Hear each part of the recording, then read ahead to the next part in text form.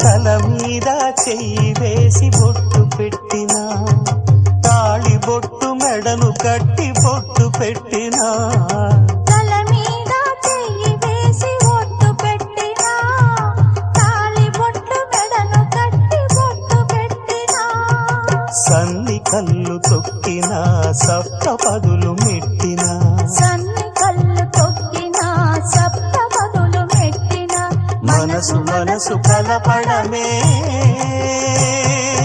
మంత్రం పరమార్థం.